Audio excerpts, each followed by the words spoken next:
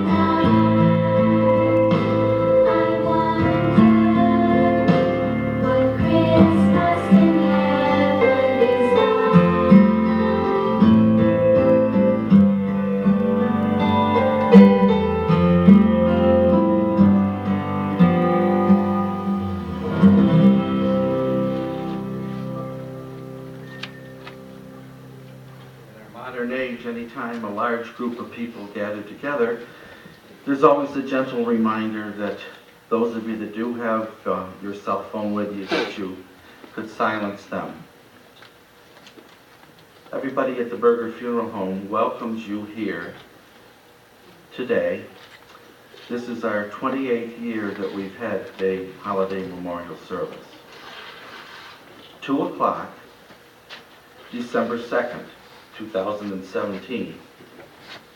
The world around us is preparing for the holidays, a time of year that most of us have always looked forward to. But this year, it is different. All of you assembled here this afternoon have many similarities as well as many differences. But this afternoon, one similarity stands out. Each and every one of you would rather be somewhere else. Some of us have been lifelong friends, others casual acquaintances, and others of us complete strangers. During the past 12 months, your loss of your loved one has brought us together.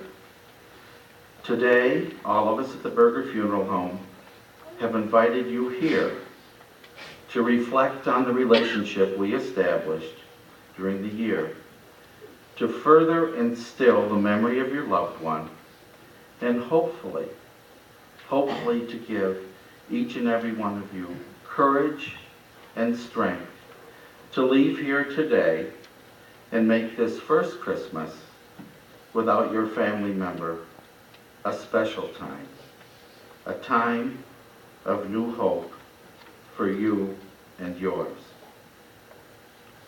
Holidays have been and will continue to mark the rituals in our society. They punctuate our year. It is generally understood that any traditional celebration day will be dreaded. These days will include some days that others will have forgotten. Your birthday, your loved one's birthday, your wedding anniversary, the anniversary of his or her death. In many ways, and I know this from personal experience, in many ways, the anticipation of those days will be more difficult and painful than when the actual event occurs. The firsts of all these special occasions are the most painful. And yes, Christmas will be the most difficult holiday to get through. If the death of your loved one occurred on or near a given holiday, it will be especially difficult. Doug? Up here on the stage with us, we have some symbolism. When we experience a death in our family, some of us experience the worst times in our life, hence the upside down Christmas tree. Death turns our lives upside down. If you notice this Christmas tree upside down, missing some lights, missing a part of our life, and that's what death does to our families. And hopefully, through special days and things that the Berger Funeral Home helps you do throughout the year, our lives will turn right side up. And on this side, you see a beautiful tree with garland and snowflakes and beautiful lights. So with the guidance of the funeral home and our staff and many of these ceremonies that we help you with throughout the year, we hope that we can help you turn your lives right side up.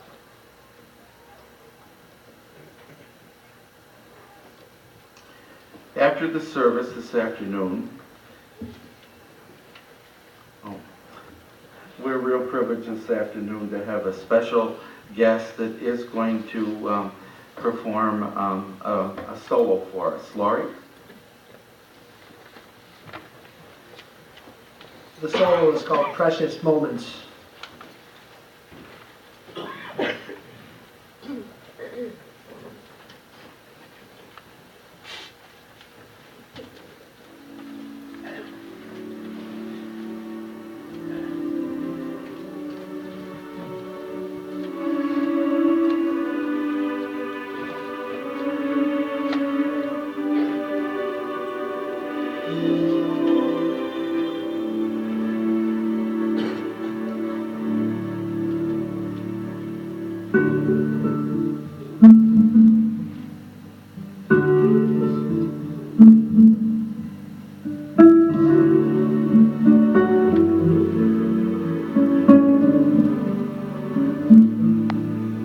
Our days were all filled with times to remember. We've had moments with tears and moments with laughter. But these days have all ended. These times What will we do with these few precious memories? You were so special, we loved you so much, so we gathered together and fondly recall. We cherish and honor the one we love and reflect for a while with these memories.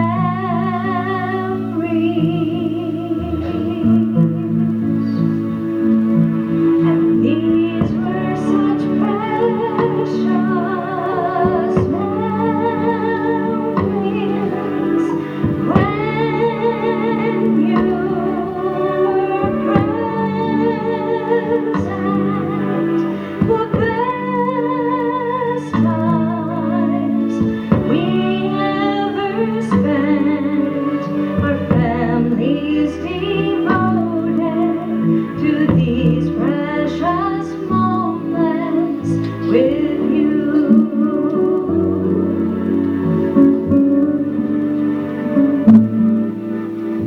Time goes so quickly, there was much to be done.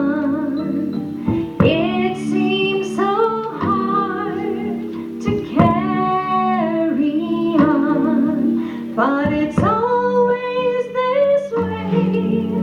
We have to move on, so we will remember our loved ones today. Remember precious moments when you were present. The best times we ever spent, our families devoted to these precious moments. Precious moments when you were present. The best times we ever spent, our families devoted to these precious moments with you.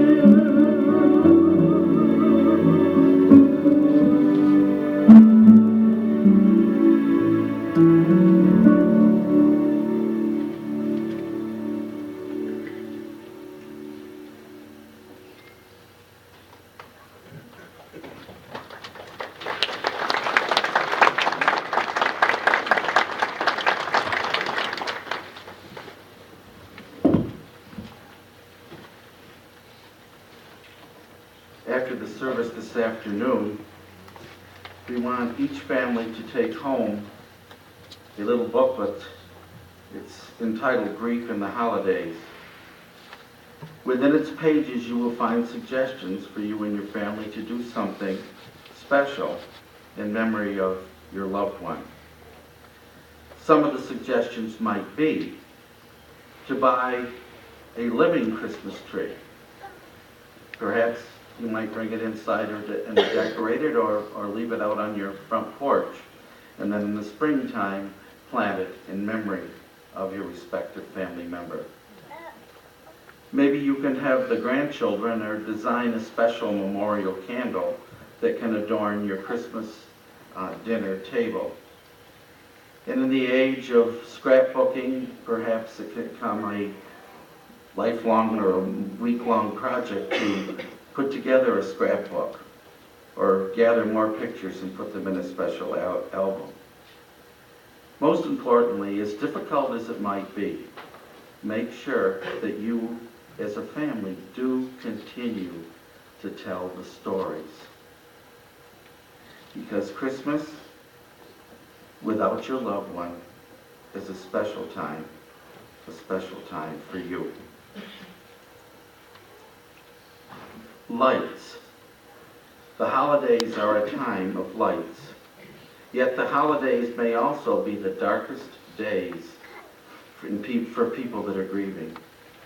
Although it might seem that everyone else is lighthearted, we know that many of you are not.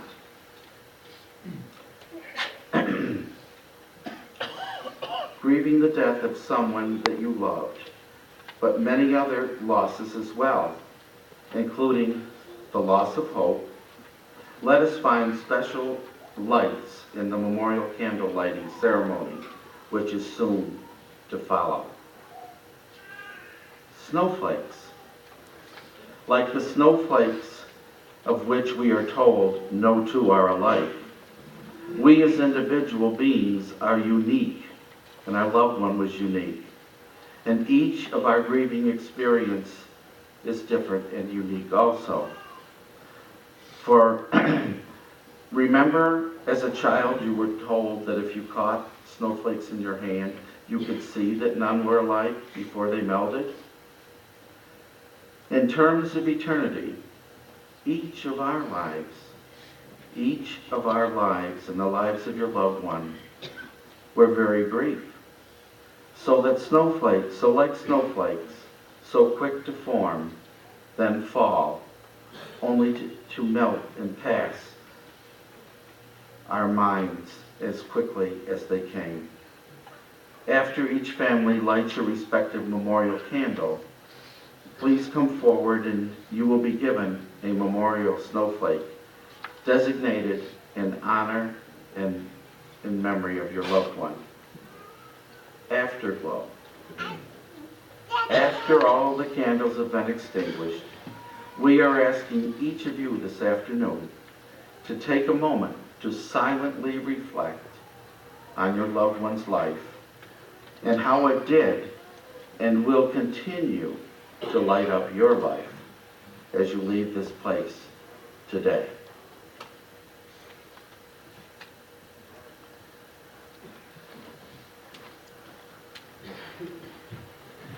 Today we'll be lighting candles for the families that are in attendance.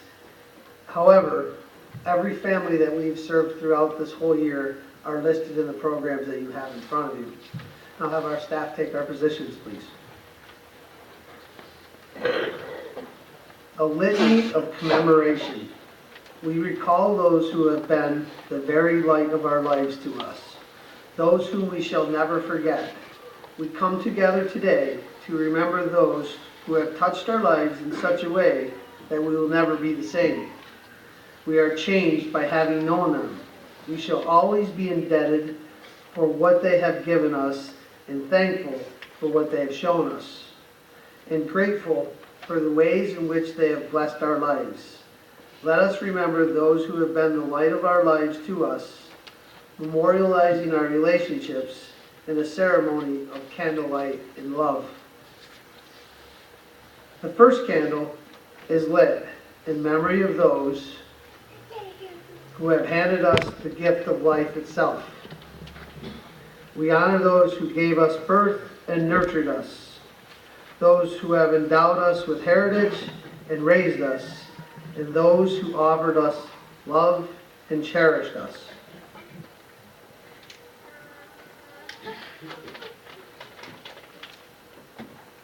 We remember mothers and fathers, grandparents and great-grandparents, and all of our ancestors through the ages.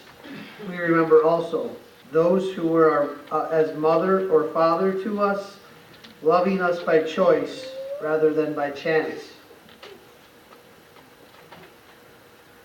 A second candle is lit in memory of those who have been linked to us in the ongoing chain of family life. We honor those who have shared our heredity and those who have experienced our common bonds.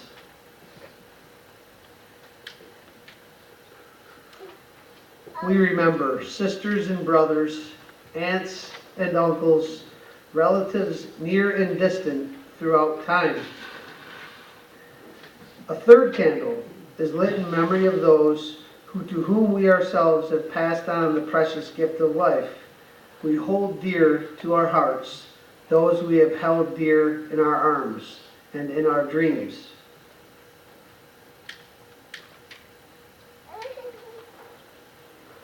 We remember children who have gone before us and great-grandchildren. We remember both those who have lived within our womb and those who have danced upon the earth. The fourth candle is lit in memory of those whom we have discovered through the eyes of love in our journey through life. We hold sacred the remembrance of those who brightened our days with affection and who lit up our lives with devotion. We remember husbands and wives, dearest lovers and closest friends, those who opened us to ourselves and to life, even as we opened ourselves to them from now to eternity. A fifth candle is lit in memory of those who have walked beside us in so many ways.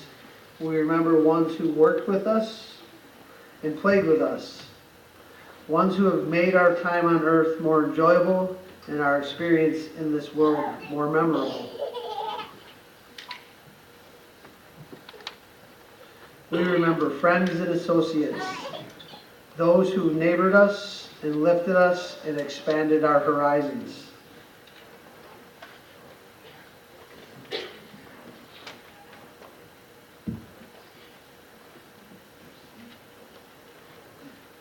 At this time, we are going to start the formal candle lighting part of our ceremony. As your loved one's name is read, and the picture, his or her picture will appear on one of the screens, we invite all of the family members that are here to come to the candle lighting table that is closest to you. And your candle will be lit, you'll be giving one of the Milton Memorial snowflakes, and then you'll, of course, return to your seat.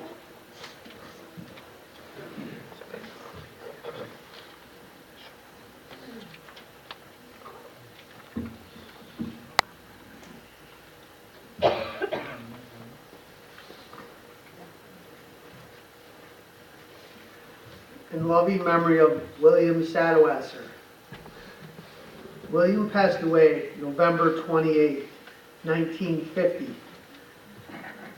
William fought in World War II and then moved on to the Korean War, and he was listed as missing in action, and eventually through the efforts of the United States military and some of the programs that they have, his remains were found.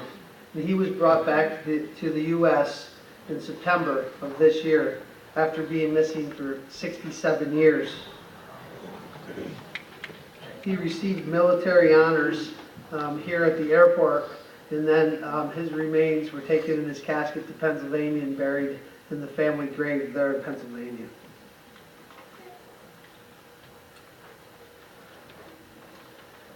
In loving memory of Paul Save. Paul and Mary raised their family on Huffer Road and were very active members of St. Leo's Church.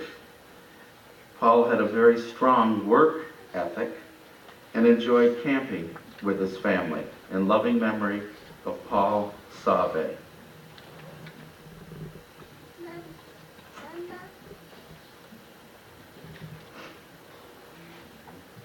In loving memory of Joseph Gorse. Joe passed away just before Christmas last year. He was a Marine veteran, serving in the Marines from 65 to 71, of which he was very proud. He was a Kodak retiree, a Cleveland Browns fan, enjoyed NASCAR and all sports, and he collected model cars and was very fond of John Deere tractors. In memory of Joseph Gorse.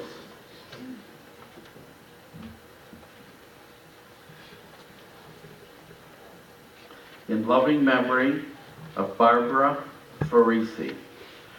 Barb passed away again just a few days before Christmas last year. She was a very, very classy lady. She enjoyed Dancing with the Stars, and her grandkids called her G.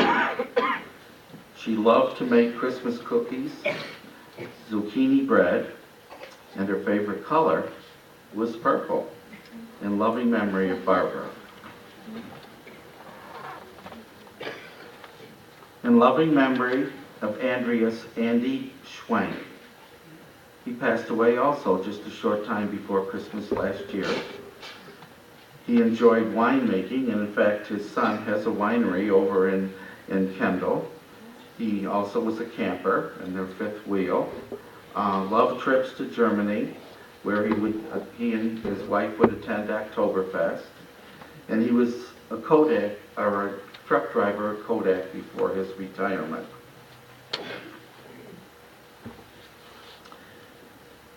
In loving memory of Mary Ellen Frawley. Mary was a devoted mother, a homemaker, a widow of Gordon, who passed away in 1991. She was born and spent most of her life in the Elmira area, where her mortal remains were laid to rest.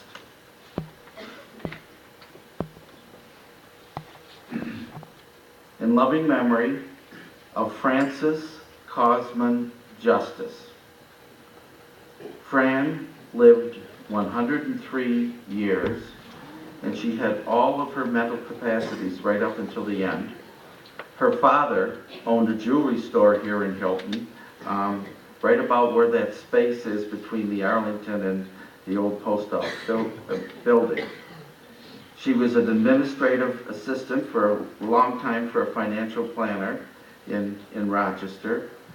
She was a very active member of her church in Greece, and in fact she was even the organist there. In loving memory of Frances Justice.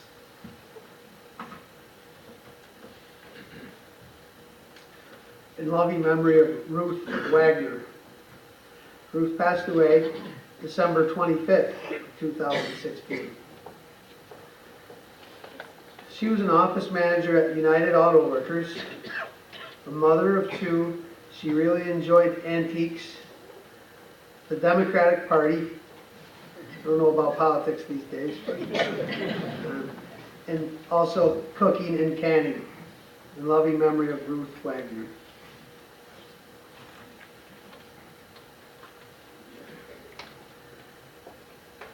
In loving memory of John Sweeney. John passed away December 30th, 2016. John was a very active member of the Hilton Volunteer Fire Department. Last year during his services, it was one of those really cold weeks here in Hilton, so we decided to have his calling hours at the Hilton Fire Hall, which was a blessing because we were able to keep everyone inside. John enjoyed four-wheeling and camping and farming. He loved the Manhattan once in a while, and he was a Hilton Central School bus driver for over 35 years. In memory of John Sweeney.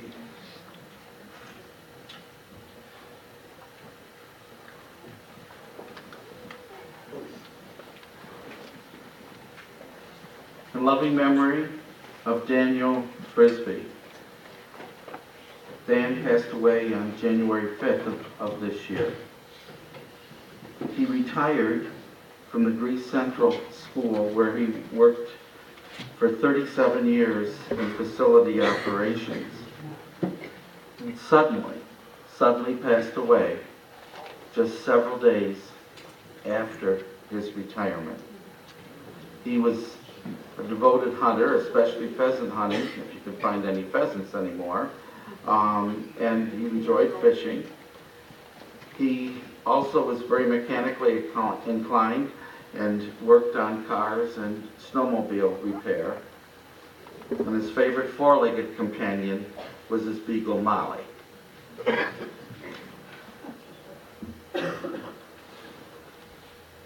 In loving memory of Carol Mullen. Carol passed away January 12th of 2017. She was, with her husband and family, a long time an active member of the Hilton Baptist Church. Her interests included genealogy and tracing her ancestry. They too traveled to all but 2 states in their motorhome. She enjoyed cross-stitching, collected Boyd's bears, and also enjoyed playing and working with Legos with her grandson.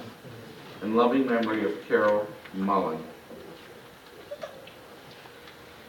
In loving memory of Elizabeth Henner. Elizabeth passed away January 20th, 2017. Here to light her candle is her husband Lee, and her daughters and her sister-in-law. She worked at U of R for some period of time and then Kodak. She was also a clerk at for the town of Parma and the Hilton High School secretary. She was very active in the social justice ministry at St. Leo's Church and St. Vincent de Paul. And she loved and cherished her grandchildren.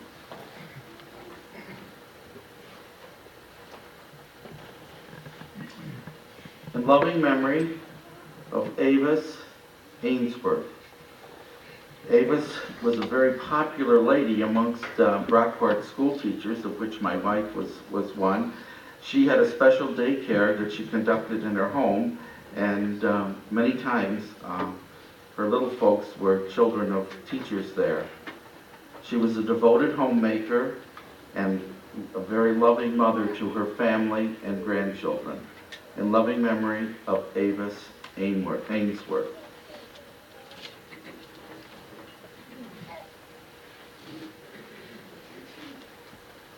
In loving memory of Dorothy Shapansky.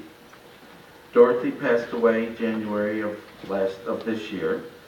Her interests included gardening, canning, sewing, feeding the birds, crocheting, but loving and caring for her family was her top priority.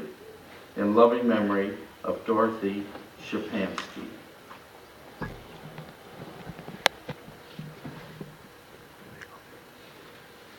In loving memory of David Goodnight. Dave was an avid fan of auto racing. He was very mechanically inclined and worked as a welder.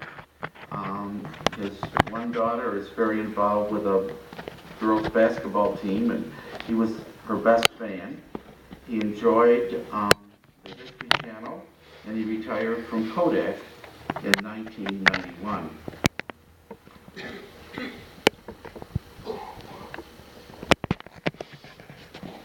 In loving memory of Richard Marsden. Dick passed away on January 25th of this year. He earned the Eagle Scout Award in Boy Scouting, and he actually retired as a district executive of the Boy Scouts of America. He was an Army veteran, enjoyed yard work, golf, and he and his wife wintered